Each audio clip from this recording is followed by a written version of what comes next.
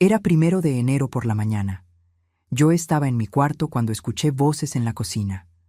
Mi nuera Andrea hablaba con mi hijo Miguel. Su voz sonaba clara, despreocupada. Mi propósito de año nuevo es acelerar la muerte de la vieja. Ya está muy achacosa, Miguel. Entre más rápido se muera, más rápido heredamos. Esperé que mi hijo dijera algo, que la detuviera, que me defendiera, pero solo escuché silencio. Luego su voz. Tienes razón, ya es una carga. Sentí que el mundo se detenía. Esperé unos segundos y entré a la cocina fingiendo que no había escuchado nada. Les pedí agua con voz temblorosa. Andrea sonrió y dijo: «Claro, suegrita, yo te la sirvo». La vi ir al fregadero, llenar el vaso y luego voltear para que no la viera. Pero yo sí vi. Vi cómo echaba algo en el agua. Lo que hice con ese vaso cambiaría todo para siempre. Qué alegría tenerte aquí conmigo. Si estás viendo este video, te pido con mucho cariño que te suscribas al canal. Por favor, necesitamos mucho alcanzar 10.000 suscriptores. ¿Puedo contar con su ayuda? Estamos construyendo una comunidad hermosa de mujeres fuertes. Su presencia es muy importante. Y su apoyo es esencial para nuestro trabajo, para que sigamos contando historias como esta. Cuéntame también en los comentarios desde dónde nos está escuchando. Nos emociona saber hasta dónde llegan nuestras historias. Mis manos temblaban cuando entré a esa cocina. Intenté controlar mi respiración. Intenté que mi cara no delatara el horror absoluto que sentía por dentro. Acababa de escuchar a mi propia nuera decir que su propósito de año nuevo era acelerar mi muerte. Y lo peor de todo era que mi hijo, el niño que crié, el hombre que cargué en mi vientre durante 9 meses, no había dicho absolutamente nada para detenerla. Al contrario, había confirmado que yo era una carga. Una carga. Esa palabra resonaba en mi cabeza como campana de funeral. Entré a la cocina con pasos lentos, fingiendo el cansancio que ellos tanto esperaban ver en mí. Andrea estaba junto a la estufa preparando el desayuno, su delantal rosa perfectamente limpio, su cabello recogido en una coleta impecable.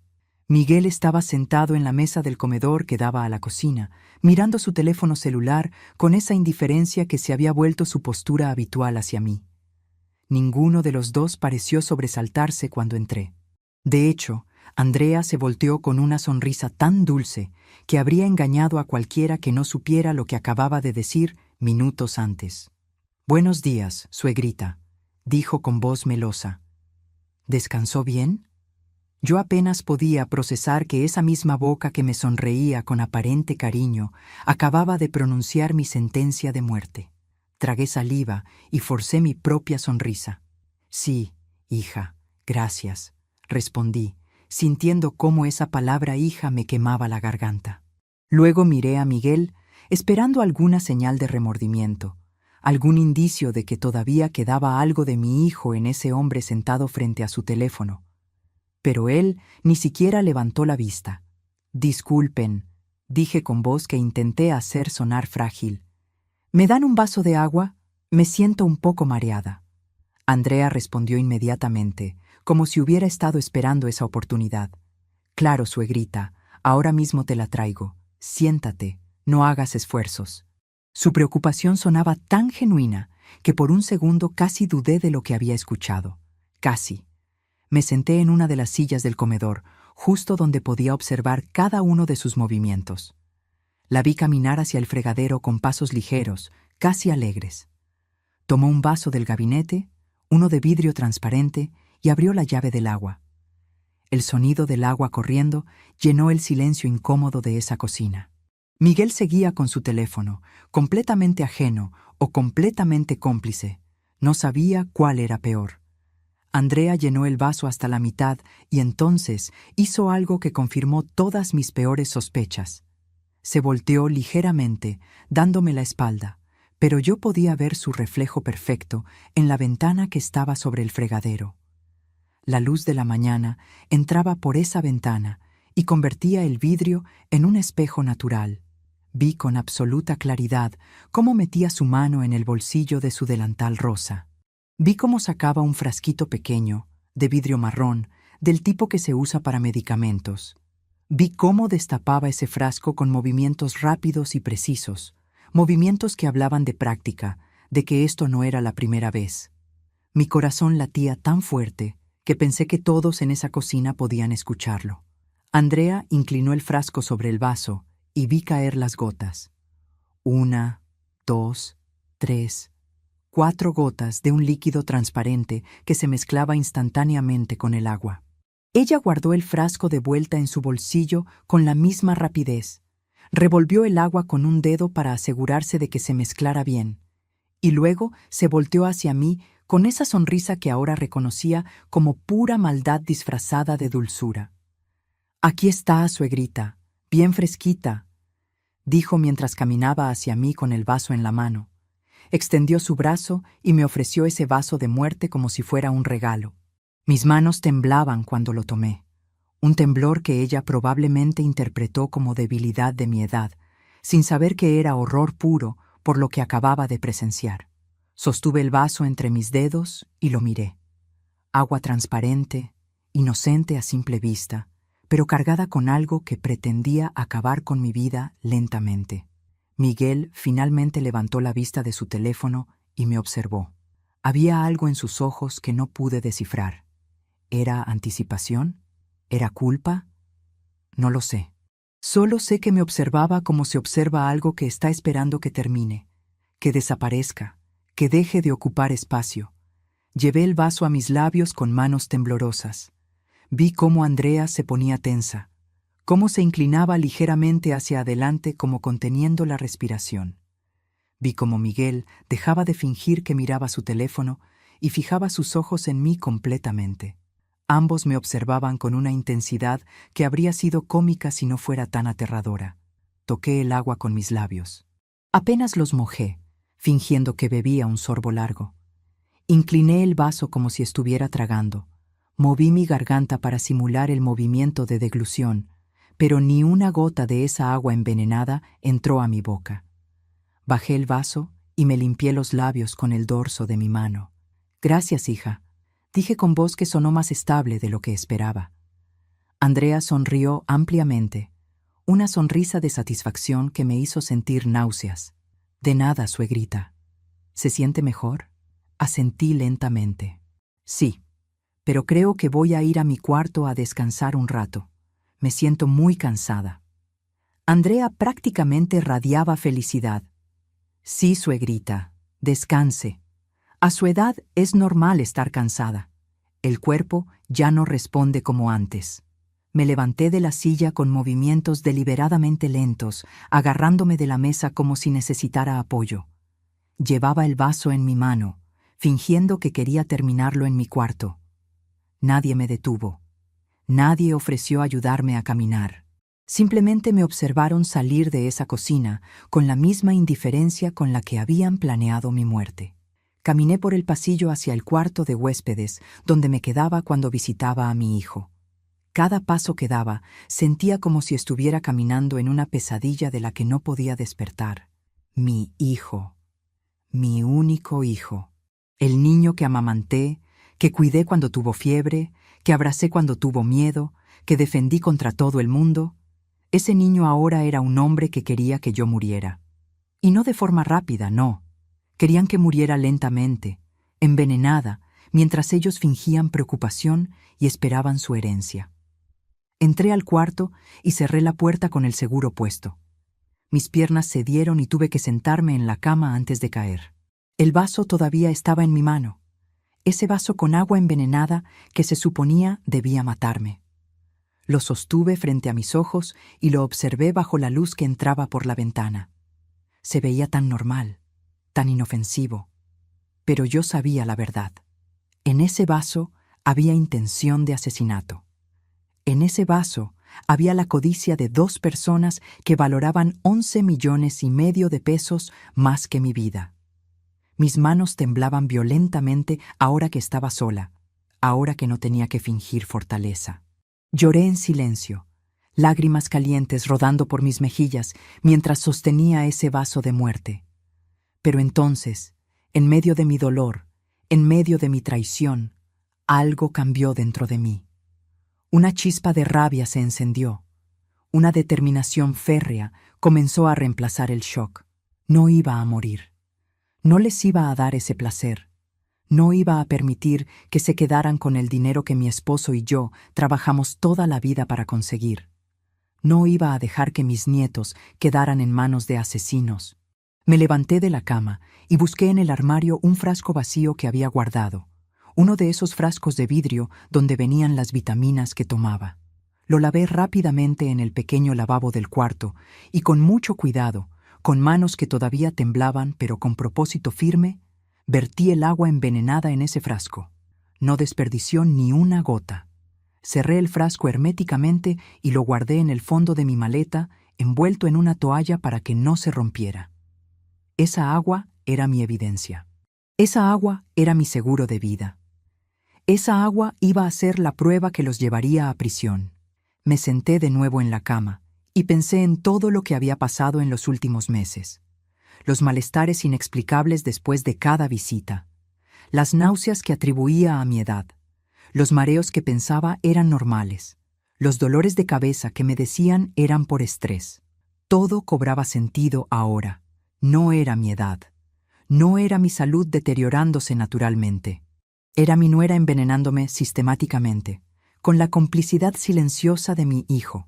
¿Cuántas veces ya me habían dado algo? ¿Cuántas veces había comido su comida, bebido sus tés, aceptado sus atenciones sin saber que cada bocado, cada sorbo, era un paso más hacia mi tumba? La rabia crecía dentro de mí, una rabia que no había sentido en toda mi vida.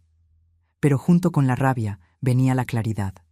Si los confrontaba ahora, negarían todo. Dirían que estoy senil, confundida, paranoica. Mi palabra contra la de ellos. El frasco con agua no sería suficiente. Podrían decir que yo misma puse algo ahí, que mi mente ya no funcionaba bien. Necesitaba más. Necesitaba evidencia irrefutable. Necesitaba un plan. ¿Qué piensas que hice con esa evidencia?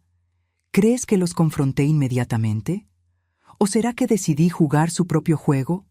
Lo que viene a continuación te va a sorprender más de lo que imaginas. Me llamo Elvia y tengo 65 años. Soy viuda desde hace 4 años, desde que mi esposo Alfonso perdió su batalla contra el cáncer de pulmón. Alfonso fue un hombre trabajador, honesto, que dedicó su vida entera a construir un patrimonio para nuestra familia. Cuando murió, me dejó la casa donde vivíamos juntos, una casa hermosa de 3 recámaras, en un buen vecindario que hoy vale 6 millones de pesos. También me dejó un terreno comercial que habíamos comprado hace 20 años como inversión y que ahora vale 4 millones de pesos. Sus ahorros y las pólizas de seguro sumaban 1,5 millones de pesos más. En total, 11,5 millones de pesos. Era un patrimonio que Alfonso y yo construimos con sacrificio, con años de trabajo duro, con decisiones inteligentes y ahorro constante. Miguel es mi único hijo. Tiene 41 años y desde pequeño fue un buen niño, estudioso, respetuoso, cariñoso. Creció siendo mi orgullo, mi razón de vivir después de que Alfonso pasaba tantas horas trabajando. Cuando se casó con Andrea hace 8 años, yo estaba feliz. Pensé que había encontrado una buena mujer, una compañera que lo haría feliz. Andrea venía de una familia humilde, muy humilde. Eso nunca me importó. Lo que importaba era que amara a mi hijo. Tienen 2 hijos, Sebastián, que ahora tiene 6 años, e Isabela, que tiene 4. Mis nietos son mi adoración, mi luz en estos años de viudez. Pero algo cambió en Miguel después de casarse con Andrea. Al principio fue sutil. Pequeños comentarios sobre cómo Alfonso y yo habíamos tenido suerte con nuestras inversiones. Preguntas sobre cuánto valía la casa, el terreno. Yo lo atribuía a curiosidad normal, a interés por el patrimonio familiar. Hace 2 años el negocio de Miguel quebró. Él había puesto una distribuidora de materiales de construcción y por malas decisiones o mala suerte, no lo sé, terminó cerrando con muchas deudas. Vinieron a pedirme ayuda, 500,000 pesos para saldar lo más urgente. Yo se los di sin pensarlo 2 veces. Era mi hijo, mi única familia. Nunca me devolvieron ese dinero. Después de eso, Comenzaron las sugerencias. Andrea principalmente, pero Miguel la secundaba siempre. Me decían que mi casa era muy grande para mí sola, que era peligroso a mi edad vivir sin compañía, que debería considerar vender y mudarme con ellos. Yo me negaba cada vez. Esa casa era mi hogar, el lugar donde había vivido con Alfonso, donde habíamos criado a Miguel, donde cada rincón tenía un recuerdo. No iba a venderla. Andrea cambió entonces. Se volvió más fría, más calculadora. Comenzó a usar esa palabra que me dolía cada vez que la escuchaba. Achacosa. Me decía que yo estaba muy achacosa, que a mi edad era normal, que debía aceptar mis limitaciones. Cada visita venía acompañada de comentarios sobre mi salud, sobre cómo me veía más cansada, más débil, más vieja. Hace 3 meses comencé a sentirme mal después de cada visita que les hacía. Náuseas que duraban días, dolores de cabeza intensos, mareos que me hacían tambalear. Fui al médico y me hicieron estudios. Los resultados mostraban niveles extraños en mi sangre, pero nada concluyente. El doctor me pidió más estudios que tardarían semanas en tener resultados. Mientras tanto, yo seguía visitando a mi hijo cada semana porque no quería perder contacto con mis nietos. Y cada vez me sentía peor. Hasta hoy. Hasta que escuché esas palabras que lo cambiaron todo. Mi propósito de año nuevo es acelerar la muerte de la vieja. Ahora todo tenía sentido. Los malestares no eran mi edad. Era Andrea envenenándome lentamente mientras mi hijo observaba en silencio, esperando su herencia.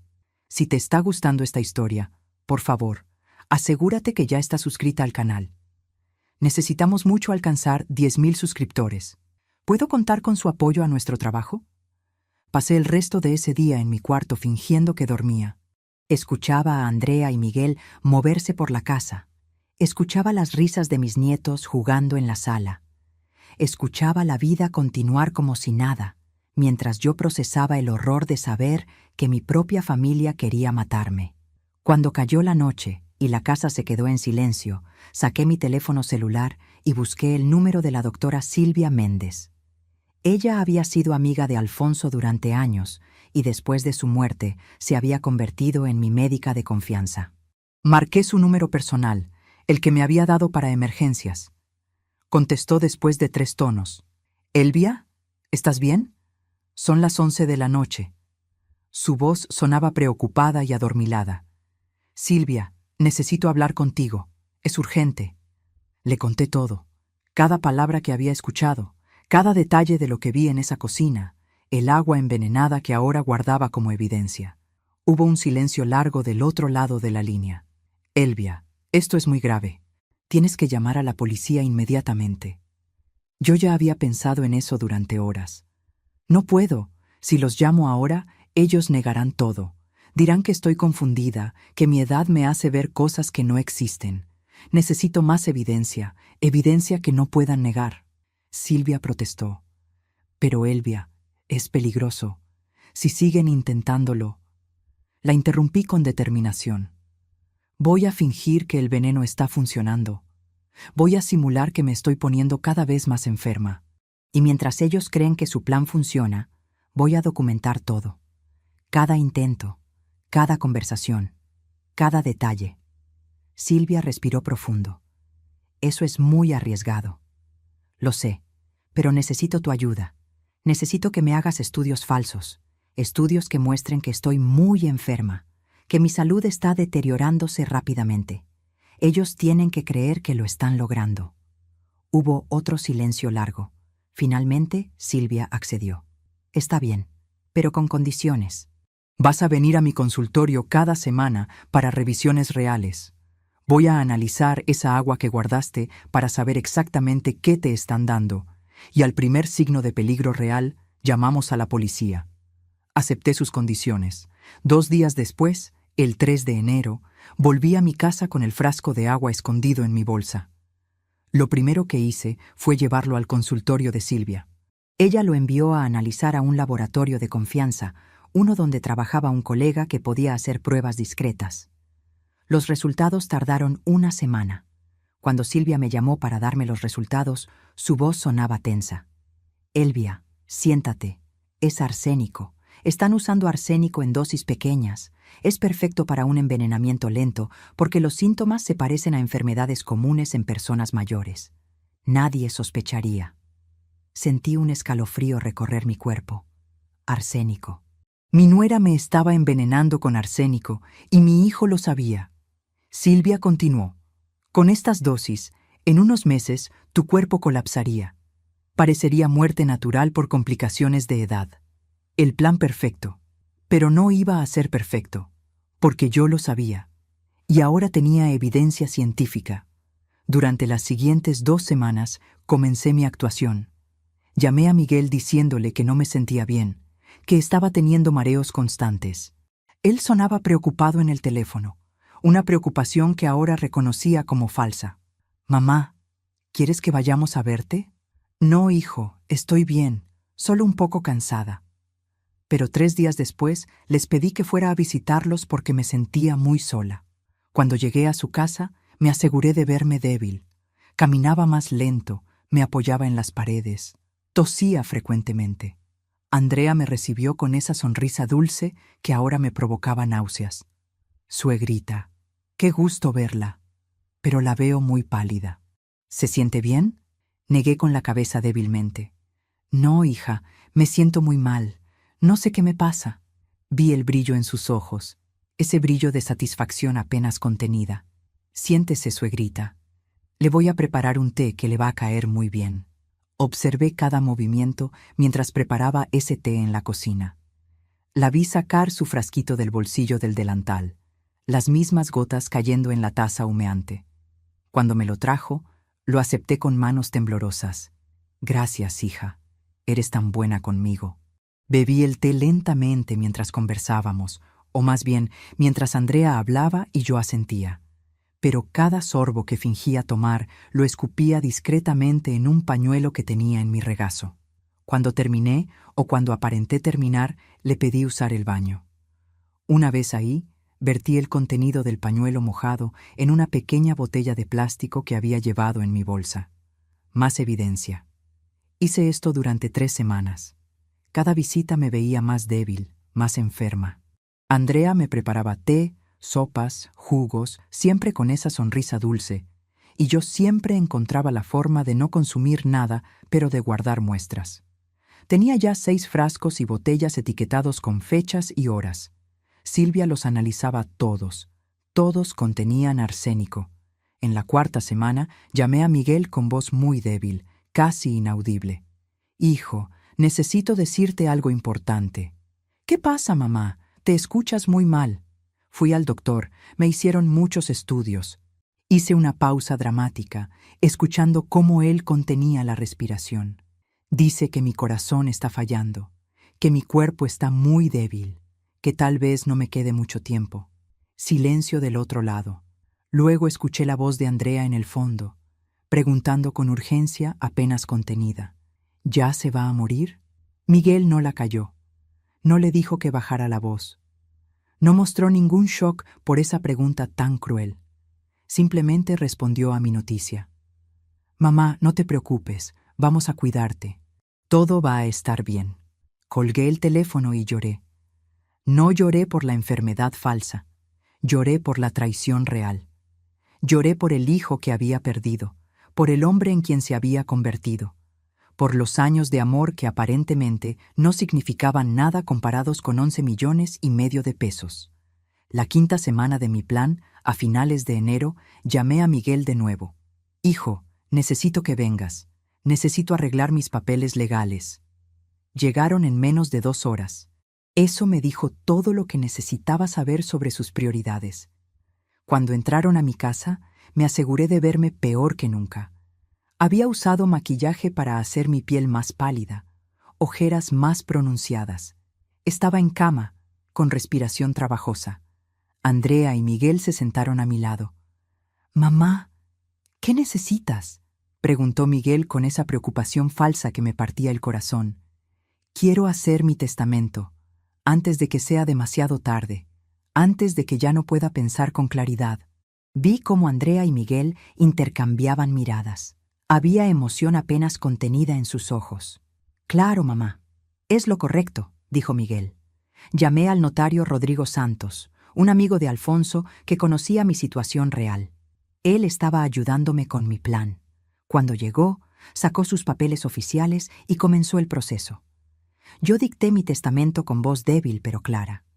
Dejo todos mis bienes a mi hijo Miguel. La casa, el terreno, todos mis ahorros, todo. Vi la sonrisa que Andrea no pudo ocultar completamente. Vi cómo Miguel apretaba su mano, cómo se miraban con complicidad. El notario escribió todo, hizo las firmas necesarias, puso sus sellos. «Listo, señora Elvia. El testamento está registrado». Cuando se fueron, Andrea se inclinó y me besó la frente. «Suegrita, no se preocupe por nada. Vamos a cuidarla muy bien hasta el final». Hasta el final. Esas palabras resonaron en mi mente. Ellos ya me estaban enterrando. Ya estaban gastando mentalmente mi dinero. Ya me habían eliminado de sus vidas. Solo faltaba que mi cuerpo se diera cuenta. Pero mi cuerpo estaba perfectamente bien, y mi mente estaba más clara que nunca. Durante las siguientes 3 semanas, Andrea intensificó sus visitas. Venía cada 2 días con comida especial, con tés de hierbas, con jugos naturales.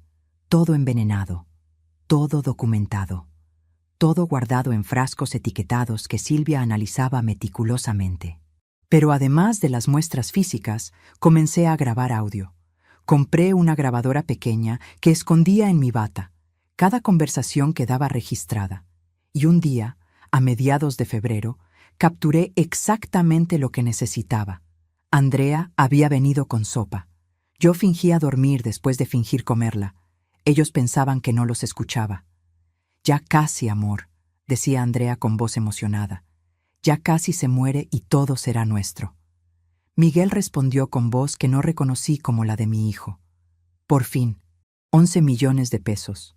Podremos pagar todas las deudas y todavía nos quedará mucho». Andrea rió.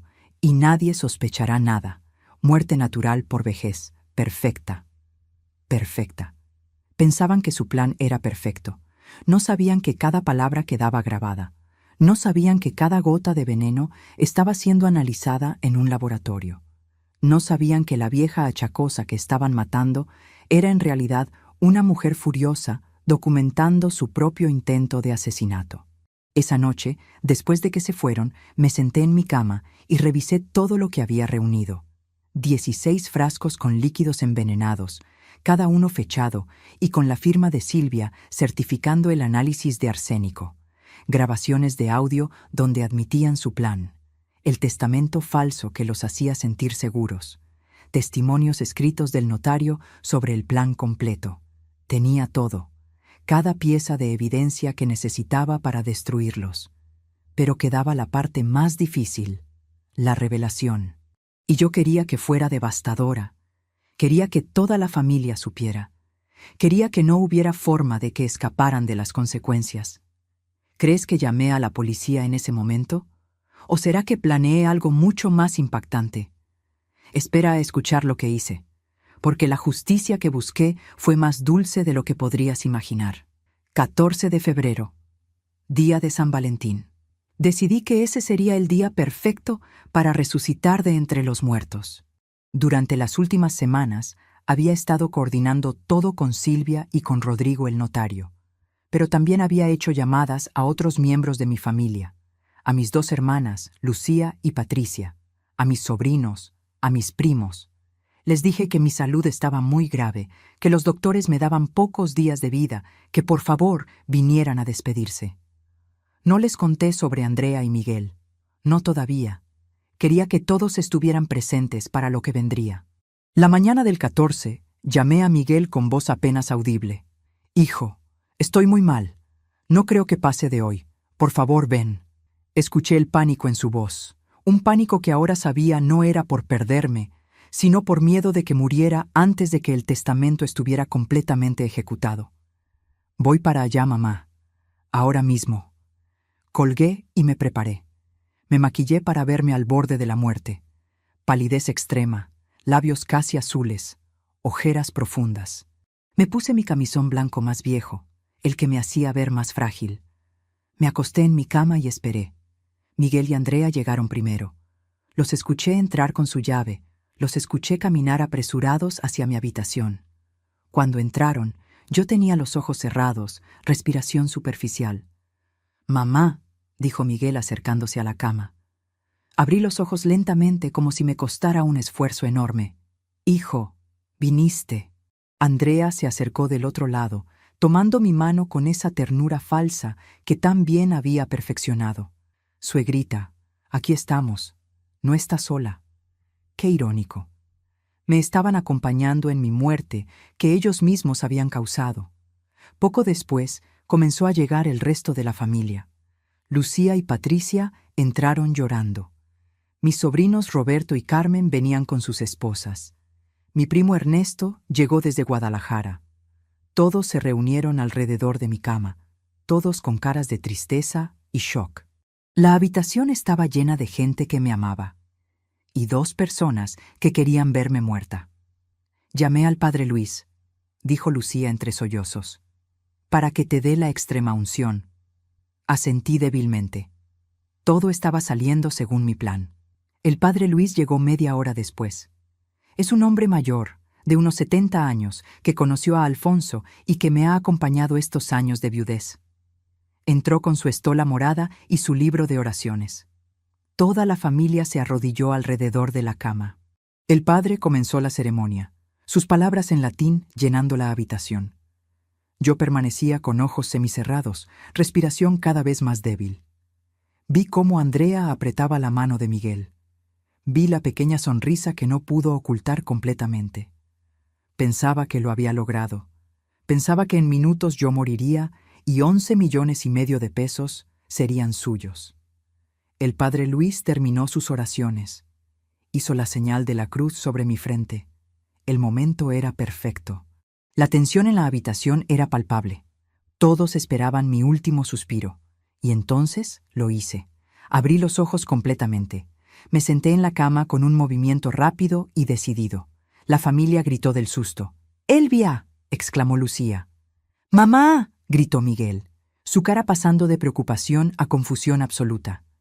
Andrea se quedó congelada, su boca abierta en shock.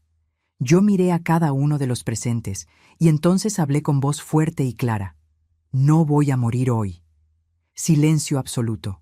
Nadie entendía qué estaba pasando. «Porque no estoy enferma, nunca estuve enferma». Miguel se puso de pie. «Mamá, ¿qué estás diciendo? El doctor dijo que tu corazón…». Lo interrumpí con una mirada dura. «Estuve fingiendo, durante 6 semanas, para poder reunir evidencias». Patricia se acercó confundida. «¿Evidencias de qué, Elvia?». Estiré mi mano hacia la mesa de noche y saqué una caja de zapatos. La había preparado esa mañana con todo lo que necesitaba. «Evidencias de que mi nuera y mi hijo han estado intentando matarme durante meses». El grito colectivo fue ensordecedor. «¿Qué?», exclamaron varios al mismo tiempo. Abrí la caja y comencé a sacar frascos uno por uno, colocándolos sobre la cama. «Estos son todos los tés, sopas, jugos y aguas que Andrea me dio durante las últimas semanas. 16 en total, todos fechados, todos etiquetados». Andrea se había puesto completamente pálida. «Eso es ridículo. Estás delirando». Saqué un folder con papeles. ¿Delirando? Estos son los análisis de laboratorio de cada uno de estos líquidos. Todos contienen arsénico. Arsénico en dosis pequeñas, perfectas para un envenenamiento lento que parecería muerte natural. Roberto se puso de pie, su cara roja de furia. «Elvia, eso es una acusación muy seria». «Lo es», respondí. «Por eso tengo más pruebas». Saqué mi grabadora pequeña. «También tengo grabaciones de audio». Le di play. La voz de Andrea llenó la habitación, clara e inconfundible. «Mi propósito de año nuevo es acelerar la muerte de la vieja. Ya está muy achacosa, Miguel. Entre más rápido se muera, más rápido heredamos». El silencio que siguió fue absoluto. Todos miraban a Andrea con horror. Continué la grabación, la voz de Miguel respondiendo. «Tienes razón, ya es una carga». Lucía se llevó las manos a la boca, lágrimas corriendo por su cara. Miguel, ¿cómo pudiste? Pero yo no había terminado. Reproduje otro audio, el que había grabado semanas después. Andrea diciendo, ya casi, amor, ya casi se muere y todo será nuestro. Miguel respondiendo, por fin, 11 millones de pesos. Patricia comenzó a llorar abiertamente. Ernesto se acercó a Miguel con cara de incredulidad. ¿Esto es verdad? ¿Estabas matando a tu propia madre? Miguel intentó hablar, pero no salían palabras. Su cara había pasado de confusión a pánico absoluto. Andrea comenzó a retroceder hacia la puerta. Esto es una trampa. Ella nos está incriminando. Esos audios están editados. ¿Editados? Dije con voz dura. Entonces explica esto. Mostré mi teléfono donde tenía las fechas y horas exactas de cada grabación, coincidiendo perfectamente con las visitas que ellos me habían hecho. Mostré mensajes de texto donde Miguel confirmaba que vendría, coincidiendo con los días de las grabaciones. En ese momento, como había planeado, sonó el timbre de la puerta. Rodrigo el notario se levantó. Yo abro. Cuando volvió, traía con él a 2 oficiales de policía. Los había contactado días antes, les había mostrado todas las evidencias y habían aceptado venir en ese momento exacto. Oficial Ramírez, oficial Torres, dije desde mi cama. Aquí están los sospechosos. Y aquí están todas las evidencias que les prometí. El oficial Ramírez se acercó a la cama y revisó los frascos, los análisis de laboratorio, escuchó las grabaciones. Su cara se iba poniendo más seria con cada pieza de evidencia. Señora Sánchez, estas son evidencias muy contundentes. Andrea intentó correr hacia la puerta, pero Roberto la bloqueó. No vas a ningún lado. El oficial Torres se acercó a Andrea y Miguel. Andrea Martínez, Miguel Sánchez, están arrestados por intento de homicidio premeditado. Andrea comenzó a gritar. No, esto es una mentira. Ella está loca. Es una vieja loca que inventa cosas. Pero el oficial ya estaba sacando las esposas. Tiene derecho a permanecer en silencio. Las esposas se cerraron alrededor de las muñecas de Andrea con un clic metálico que sonó como música para mis oídos. Miguel no gritó, no protestó. Simplemente se quedó ahí parado mientras le ponían las esposas, su cara una máscara de shock y derrota. Lo miré a los ojos por última vez como mi hijo. ¿Por qué, Miguel? ¿Por qué 11 millones de pesos valían más que tu madre? Él abrió la boca, pero no salió ningún sonido. No tenía respuesta. O tal vez la respuesta era demasiado horrible para decirla en voz alta. Los oficiales comenzaron a sacarlos de la habitación. Andrea seguía gritando, maldiciendo, llamándome bruja y manipuladora. Miguel caminaba en silencio, cabeza agachada. Cuando pasaron por la puerta, escuché el llanto. Sebastián e Isabela estaban en la sala. En este habían llegado con que está apareciendo en la pantalla. Ahora veían porque cómo se llevaban a su mamá supera todo lo que has visto hasta ahora. Mami, papi, y no te olvides Isabela corriendo hacia ellos para que no te pierdas ni una sola historia. Un oficial tuvo que detenerla suavemente. Lo siento, pequeña. Tus papás tienen que ir con nosotros. Mi corazón se rompió viendo a mis nietos llorar. Esto era lo más difícil de todo. Ellos eran inocentes en todo esto. Patricia se arrodilló junto a los niños y los abrazó. Vengan con la tía Patty. Todo va a estar bien. Pero nada iba a estar bien para ellos. Sus padres acababan de ser arrestados por intentar asesinar a su abuela. ¿Cómo explicas eso a un niño de 6 y 4 años? Los oficiales se llevaron a Andrea y Miguel. El sonido de la patrulla alejándose fue lo único que rompió el silencio devastador que quedó en mi casa. Entonces, mi familia se volvió hacia mí. Lucía se sentó en la cama y me abrazó. Elvia, no puedo creer que pasaras por esto sola. Las lágrimas que había estado conteniendo durante semanas finalmente salieron. Lloré en los brazos de mi hermana. Lloré por el hijo que había perdido, por la traición que había sufrido, por los meses de veneno en mi cuerpo. Tuve que hacerlo, dije entre sollozos. Si los confrontaba sin pruebas, me habrían hecho parecer loca. Nadie me habría creído. Roberto se acercó y puso su mano en mi hombro. Fuiste muy valiente, prima, muy inteligente. Pero yo no me sentía valiente, me sentía destruida. Sentía que había ganado la batalla, pero había perdido a mi familia. Padre Luis, que había permanecido en silencio todo este tiempo, finalmente habló. Elvia, lo que hiciste fue proteger tu vida. Dios entiende eso. Asentí, pero las palabras no traían consuelo. ¿Alguna vez has tenido que elegir entre tu vida y tu familia? ¿Has tenido que exponer a alguien que amas, sabiendo que los destruirías, pero era la única forma de sobrevivir? Cuéntame en los comentarios si has enfrentado decisiones imposibles, porque en ese momento yo sentía que no había ganado nada, solo había perdido todo de una manera diferente. Los siguientes 3 meses fueron un infierno de procedimientos legales.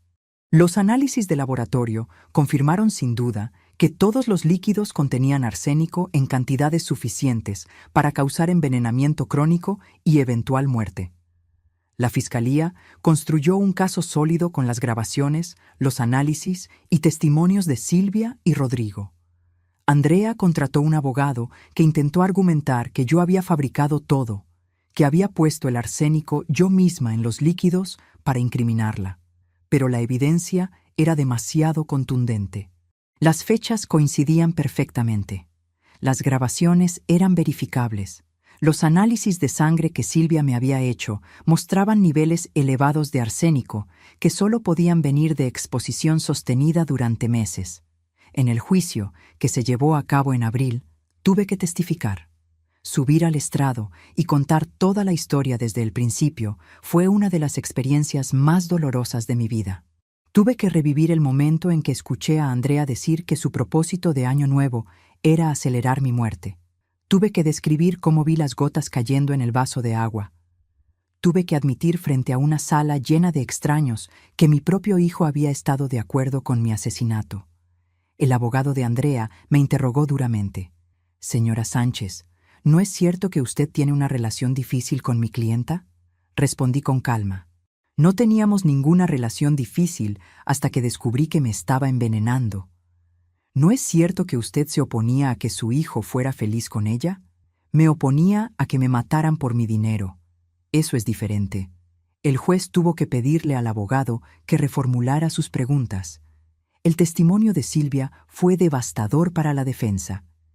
Ella explicó en términos médicos exactamente qué habría pasado si yo hubiera continuado consumiendo el arsénico. La señora Sánchez habría experimentado falla orgánica múltiple en un período de 3 a 6 meses. Su muerte habría sido atribuida a complicaciones naturales de la edad. Un asesinato perfecto. Las grabaciones de audio fueron reproducidas en la sala del tribunal. Escuchar la voz de Andrea diciendo esas palabras terribles frente a un jurado, frente a reporteros, frente a extraños, fue surrealista. Vi las caras de horror de los miembros del jurado. Vi cómo algunos movían la cabeza con incredulidad. El caso contra Miguel era más complicado porque él técnicamente no había administrado el veneno.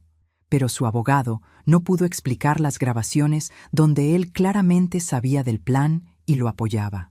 No pudo explicar por qué nunca me advirtió, nunca me protegió, nunca llamó a la policía. Su silencio lo hacía cómplice. El veredicto llegó después de 2 días de deliberación. Culpable. Andrea fue encontrada culpable de intento de homicidio premeditado. Miguel fue encontrado culpable de complicidad en intento de homicidio. La sentencia vino una semana después. Andrea. 20 años de prisión. La jueza, una mujer de unos 50 años con cara seria, leyó la sentencia con voz firme.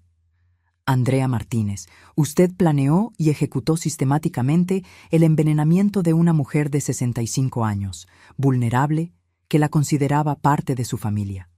Lo hizo por codicia, por dinero, sin ningún remordimiento. Esta corte considera que usted representa un peligro para la sociedad. Andrea gritó cuando escuchó la sentencia. 20 años, mis hijos, mis bebés. Pero la jueza no mostró piedad. Miguel, 15 años de prisión. Miguel Sánchez, usted permitió que su esposa envenenara a su propia madre. No solo no la detuvo, sino que participó activamente en el plan al permanecer en silencio y esperar beneficiarse de su muerte. Usted traicionó el vínculo más sagrado que existe, el vínculo entre madre e hijo. Miguel no gritó. Simplemente cerró los ojos y dejó que las lágrimas corrieran por su cara. Demasiado tarde para lágrimas.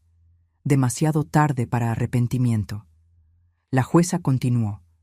Además, ambos pierden todos los derechos de herencia. No recibirán ni un peso del patrimonio de la señora Sánchez. Después de la sentencia, tuve que tomar la decisión más difícil sobre Sebastián e Isabela. Andrea no tenía familia que pudiera cuidarlos. La familia de Miguel, mi familia, estaba en shock y muchos no querían involucrarse. Solicité la custodia legal. Hubo quienes me cuestionaron. Elvia, ya tienes 65 años. ¿Estás segura de que puedes criar a 2 niños pequeños? Pero no había opción. Eran mis nietos. Eran inocentes. No iba a permitir que fueran al sistema de servicios sociales. El juez aprobó mi solicitud. Sebastián e Isabela se mudaron conmigo permanentemente. Los primeros meses fueron los más difíciles de mi vida. Isabela, que apenas tenía 4 años, lloraba todas las noches pidiendo a su mamá. No entendía por qué su mamá no podía venir a casa. Sebastián, a sus 6 años, tenía más conciencia. Un día me preguntó con esos ojos llenos de confusión: «Abuela, ¿por qué mi mamá quería lastimarte?». Me senté con él y traté de explicarlo de una manera que un niño de 6 años pudiera entender. A veces, Sebastián, las personas hacen cosas muy malas. Y cuando las hacen, tienen que recibir consecuencias. Tu mamá y tu papá hicieron algo muy malo y ahora están en un lugar donde tienen que pensar en lo que hicieron. ¿Pero te querían matar por dinero?, preguntó con voz pequeña. Alguien en la familia le había contado más de lo debido. Sí, mi amor. ¿Y tú todavía los quieres? Esa pregunta me destrozó. Yo quería mucho a tu papá. Era mi hijo. Pero lo que hizo fue imperdonable. Sebastián asintió lentamente, procesando información demasiado pesada para su edad. Contraté una terapeuta infantil, la doctora Mendoza, que comenzó a ver a los niños 2 veces por semana. Ella trabajaba con ellos en procesar el trauma, en entender que lo que sus padres hicieron no era su culpa, en aprender a vivir con esta nueva realidad. Yo también comencé terapia. Necesitaba ayuda para procesar todo lo que había vivido. El trauma de saber que estuve siendo envenenada durante meses. El dolor de la traición de mi propio hijo. La culpa de haber mandado a prisión a los padres de mis nietos. Mi terapeuta, el doctor Vargas, me hizo una pregunta en una de nuestras sesiones. Elvia, ¿te arrepientes de haberlos expuesto? Pensé mucho antes de responder. No me arrepiento de haberlos detenido. Me arrepiento de que haya sido necesario. Me arrepiento de no haber visto las señales antes. Me arrepiento de haber creado un hijo capaz de esto. Tú no creaste esto. Miguel tomó sus propias decisiones. ¿Pero en qué fallé como madre? ¿Qué hice mal para que mi hijo me valorara menos que el dinero? Esa pregunta me perseguía todas las noches. Andrea intentó contacto desde la prisión. Enviaba cartas largas donde se disculpaba, donde decía que había sido un momento de locura, que las deudas la habían desesperado hasta el punto de no pensar claramente. Elvia, por favor perdóname. No sé en qué estaba pensando. Mis hijos me necesitan. Por favor, retira los cargos. Nunca respondí sus cartas. No había perdón posible para alguien que sistemáticamente puso veneno en mi comida durante meses. Miguel también escribía. Sus cartas eran diferentes, más cortas, más llenas de vergüenza. Mamá, no espero que me perdones. Solo quiero que sepas que lo siento. Andrea me manipuló, me convenció de que era la única solución a nuestros problemas. Fui débil, fui un cobarde, pero nunca dejé de ser tu hijo. Leía sus cartas y lloraba, porque parte de mí, esa parte que lo había criado y amado durante 41 años, quería perdonarlo. Quería creer que mi hijo real todavía existía en algún lugar dentro de ese hombre que había permitido mi asesinato. Pero la parte racional sabía la verdad. Mi hijo había muerto mucho antes de ese 1 de enero. Había muerto cuando decidió que 11,5 millones de pesos valían más que mi vida. Lucía y Patricia me visitaban constantemente, ayudándome con los niños. Roberto venía los fines de semana a jugar con Sebastián. Carmen llevaba a Isabela a clases de ballet. Mi familia se unió para ayudarme a criar a estos niños que habían perdido a sus padres por la codicia y el egoísmo. Un año después del juicio, recibí una llamada de la prisión. Andrea estaba enferma, algo serio con su hígado. Querían saber si yo estaría dispuesta a visitarla. Dije que no. 2 meses después, Miguel pidió verme. Esta vez consideré la solicitud más tiempo. Finalmente acepté, no por él, sino porque necesitaba cerrar ese capítulo. La visita a la prisión fue en un día gris de marzo, 2 años después de la sentencia. El edificio era tan deprimente como imaginaba. Paredes grises, guardias serios, el sonido metálico de puertas cerrándose. Me llevaron a una sala de visitas donde Miguel ya esperaba. Cuando lo vi, casi no lo reconocí. Había envejecido 10 años en 2. Su cabello tenía muchas más canas. Su cara estaba demacrada. Sus ojos habían perdido esa chispa de vida. Nos sentamos uno frente al otro, separados por una mesa de metal.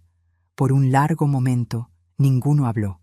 Finalmente, él rompió el silencio. «Gracias por venir, mamá».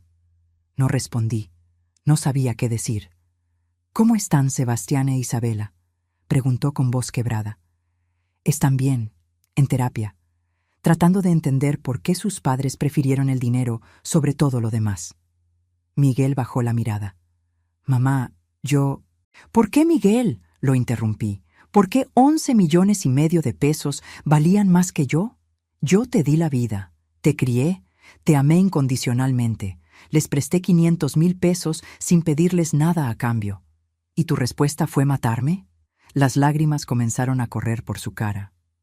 Estábamos desesperados. Las deudas eran insoportables. Andrea decía que era la única forma, y yo fui tan débil que le creí.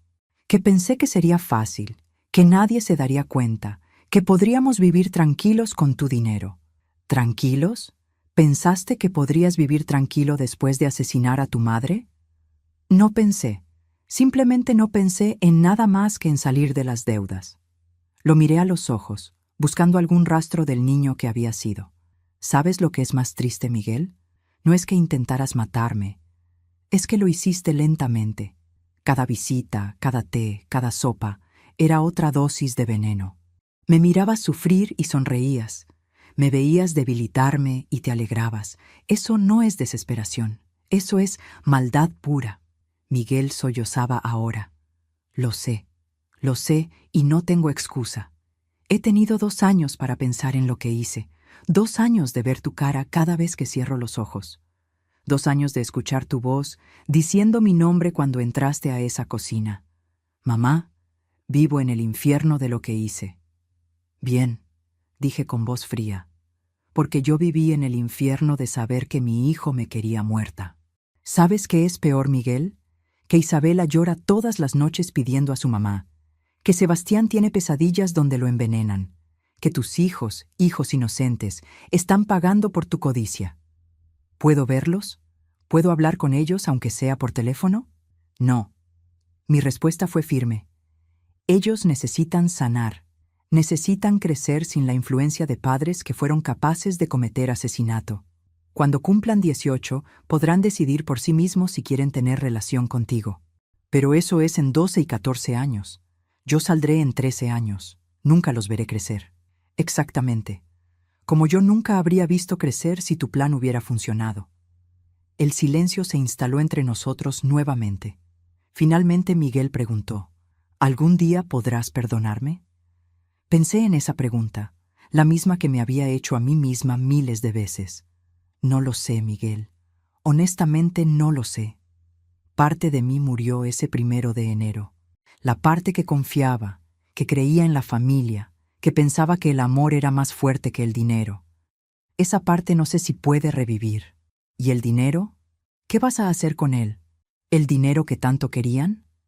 Lo usé para criar a tus hijos, para pagar la mejor escuela privada, para terapeutas, para todo lo que necesitan. Y el resto lo puse en un fideicomiso que ellos recibirán cuando cumplan 25 años. ¿Y para mí? ¿Para Andrea? Para ustedes nada. 0, ni un peso. La jueza fue muy clara. Perdieron todos los derechos de herencia. Vi algo pasar por sus ojos. ¿Era decepción? ¿Todavía esperaba quedarse con algo del dinero incluso después de todo? Eso me dijo todo lo que necesitaba saber. «Me tengo que ir», dije levantándome. «Mamá, espera. ¿Volverás a visitarme?» Lo miré por última vez. «No, Miguel. Esta es la última vez que nos vemos. Necesito seguir adelante con mi vida. Necesito criar a tus hijos. Y necesito hacerlo sin el peso de verte, de recordar cada vez lo que me hiciste. Mamá, por favor». Pero ya estaba caminando hacia la puerta. El guardia me abrió y salí sin mirar atrás. Escuché a Miguel gritar mi nombre, pero no me detuve.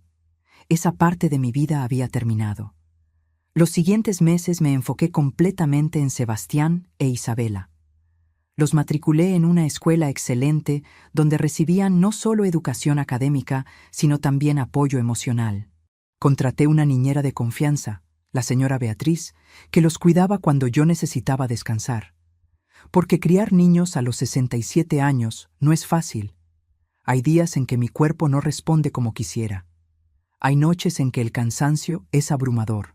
Pero cuando Sebastián corre a abrazarme después de la escuela, cuando Isabela me muestra un dibujo que hizo para mí, cuando me llaman mamá abuela con esas vocecitas llenas de amor, sé que vale la pena.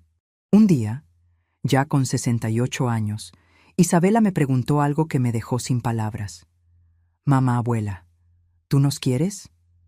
«Claro que sí, mi amor. Los amo con todo mi corazón». ¿Más que al dinero? Esa pregunta me partió el alma. Una niña de 6 años preguntándome si la quiero más que al dinero. Qué concepto tan horrible para que un niño tenga que considerar. Me arrodillé para quedar a su altura y la miré a los ojos. «Isabela, escúchame bien. Ustedes son lo más importante en mi vida. Todo el dinero del mundo no vale lo que ustedes valen. Sus padres se equivocaron. Ellos pensaron que el dinero era más importante que las personas. Pero yo nunca voy a pensar eso. Ustedes son mi vida ahora». Ella me abrazó fuerte y yo sentí sus lágrimas mojando mi blusa. Sostuve a mi nieta y juré en silencio que nunca permitiría que el dinero destruyera a mi familia de nuevo. Reformé mi testamento con Rodrigo. Esta vez, todo estaba en un fideicomiso inviolable para Sebastián e Isabela. Ellos lo recibirían cuando cumplieran 25 años, administrado por un banco de confianza. Si algo me pasaba antes de que fueran mayores, Lucía sería su tutora legal. Miguel y Andrea estaban completamente eliminados. No recibirían nada, ni siquiera si yo moría. De hecho, el testamento especificaba explícitamente que bajo ninguna circunstancia, ni siquiera si eran perdonados o liberados, tendrían acceso al dinero. Andrea murió en prisión 3 años después de su sentencia. Su hígado finalmente falló. Recibí una llamada informándome. No sentí nada, ni tristeza, ni alivio, ni satisfacción. Solo vacío. Le conté a Isabela y Sebastián de la manera más suave posible. Isabela, que ya tenía 7 años, lloró un poco. Sebastián, de 9, simplemente asintió. «¿Vamos a ir al funeral?», preguntó Sebastián. «¿Quieren ir?». Ambos negaron con la cabeza. No fuimos. Dejé que Andrea fuera enterrada en una tumba sin nombre pagada por el Estado. Tal vez suena cruel, tal vez lo es. Pero ella había intentado matarme lentamente, sin piedad, mientras sonreía a mi cara. Mi piedad hacia ella murió el día que vi esas gotas caer en mi vaso de agua. Miguel tiene todavía 10 años de condena por cumplir. A veces me pregunto si debería haberlo visitado de nuevo, si debería mantener algún tipo de contacto. Pero entonces recuerdo su voz diciendo: «Tienes razón, ya es una carga, y sé que no puedo. No soy lo suficientemente fuerte para perdonar eso. Tal vez eso me hace mala persona.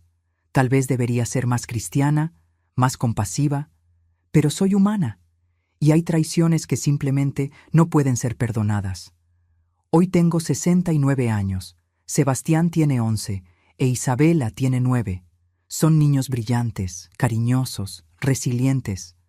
Van a terapia menos frecuentemente ahora. Han aprendido a vivir con su historia, con el peso de saber que sus padres intentaron matar a su abuela por dinero. No es fácil para ellos. Sebastián a veces pregunta sobre su papá. Le muestro fotos viejas de cuando Miguel era niño, de cuando era un buen hombre. Le cuento historias de su abuelo Alfonso. Trato de darle una conexión con su historia familiar que no esté manchada completamente por lo que sus padres hicieron. Isabela es más reservada. Guarda sus sentimientos. La doctora Mendoza dice que es su forma de procesar el trauma. Dice que con tiempo y amor, ambos sanarán. Yo hago mi mejor esfuerzo. Algunos días soy una buena madre abuela. Otros días estoy cansada, frustrada, abrumada. Pero siempre los amo. Siempre elijo su bienestar sobre mi comodidad. Siempre, siempre los pongo antes que el dinero. Mi familia me apoya. Lucía viene 3 veces por semana. Patricia los lleva a pasear los fines de semana. Roberto le enseña a Sebastián a jugar fútbol. Carmen está enseñando a Isabella a cocinar. Tenemos una familia fracturada pero funcional. Una familia que aprendió de la manera más dolorosa que el dinero puede destruir todo si se lo permites. A veces, en las noches cuando los niños duermen, me siento en la sala de mi casa y pienso en todo lo que pasó. Pienso en ese 1 de enero, cuando escuché a Andrea decir que su propósito de año nuevo era acelerar mi muerte. Pienso en el vaso de agua envenenada. Pienso en las 6 semanas que pasé fingiendo morir mientras documentaba cada intento de asesinato. Pienso en la expresión de shock en la cara de Miguel cuando me senté en esa cama y revelé que estaba viva y que tenía todas las pruebas. Pienso en el sonido de las esposas cerrándose y me pregunto si pude haber hecho algo diferente. Si pude haber salvado a mi hijo de su propia codicia. Pero siempre llego a la misma conclusión. No, no había forma de salvar a alguien que me valoraba menos que 11,5 millones de pesos. No había forma de rescatar a alguien que podía verme sufrir y sonreír pensando en su futura herencia. Mi hijo se perdió mucho antes de ese 1 de enero. Se perdió el día que decidió que era aceptable matar a su madre por dinero. Yo simplemente me di cuenta ese día, cuando escuché a mi nuera decir, mi propósito de año nuevo es acelerar la muerte de la vieja, y mi hijo no dijo nada para detenerla. Entendí algo que ninguna madre debería tener que entender. Mi propio hijo quería que yo muriera. No por odio, no por venganza, por dinero. 11,5 millones de pesos valían más que mi vida. Valían más que los 41 años que lo crié. Valían más que todo el amor que le di. Y en ese momento, parada en esa cocina recibiendo el vaso de agua envenenada, tomé una decisión. No iba a morir. No les iba a dar ese placer. Iba a sobrevivir. Y más que eso, iba a exponerlos. Fingí estar muriendo durante 6 semanas. Los vi sonreír cada vez que me veían más débil. Los escuché planear qué harían con mi dinero. Los escuché discutir mi funeral. Y cuando pensaron que lo habían logrado, cuando estaban seguros de que los 11 millones ya eran suyos, les mostré la verdad. No estaba muriendo, estaba documentando. Cada sorbo de té envenenado guardado en un frasco, cada conversación grabada, cada mentira documentada. Hoy están en prisión, Andrea muerta, Miguel con 10 años todavía por cumplir, y yo estoy aquí, criando a sus hijos, a mis nietos. Sebastián me preguntó una vez algo que me dejó sin respiración. Mamá, abuela, ¿por qué mi papá hizo eso? Le dije la verdad, adaptada para un niño de 11 años. A veces, Sebastián, las personas olvidan lo que es realmente importante. Piensan que el dinero puede resolver todos sus problemas y hacerlos felices. Pero el dinero solo es papel. Lo que importa son las personas que amas. ¿Y papá no te amaba? Esa pregunta casi me destruye. Yo creo que tu papá me amó una vez, pero dejó que otras cosas se volvieran más importantes que ese amor. Sebastián asintió, procesando. Yo nunca voy a hacer eso, mamá abuela. Yo siempre voy a amarte más que al dinero. Lo abracé fuerte, este niño que había perdido a sus padres por la codicia de ellos, pero que había aprendido la lección más importante, que las personas siempre, siempre valen más que el dinero. Perdí un hijo hace casi 4 años. pero gané una razón para seguir viviendo. 2 niños que me necesitan. Mi venganza no fue verlos en prisión. Mi venganza fue sobrevivir. Fue demostrar que esta vieja achacosa, como Andrea me llamaba, era más fuerte que su codicia. Fue quedarme con los 11,5 millones de pesos que tanto querían y usarlos para criar a los hijos que ellos abandonaron por ambición. Hoy tengo 69 años y planeo vivir muchos más. No por mí, por Sebastián y Isabela, porque ellos merecen una abuela que los proteja, como yo debí ser protegida por mi hijo. Pero no lo fui. Y esa es una lección que ellos aprenderán bien. Que el dinero nunca, nunca vale más que la vida. Que la familia se construye con amor, no con herencias. Que la verdadera riqueza no está en una cuenta bancaria, sino en los abrazos antes de dormir, en las risas compartidas, en saber que alguien te ama sin condiciones. Miguel me escribió la semana pasada. Otra carta pidiendo perdón, pidiendo verme, pidiendo una oportunidad. La rompí sin terminar de leerla, porque algunas traiciones no se perdonan, algunas heridas no sanan, y algunos hijos se pierden para siempre el día que deciden que el dinero de su madre vale más que su madre. Yo elegí vivir, elegí luchar, elegí documentar mi propio intento de asesinato en lugar de aceptar ser víctima. Y hoy, casi 4 años después, puedo decir que fue la decisión correcta, porque estoy viva, porque mis nietos están seguros, porque la justicia se hizo. Mi hijo perdió todo, su libertad, su familia, sus hijos, y los 11,5 millones de pesos que tanto quería.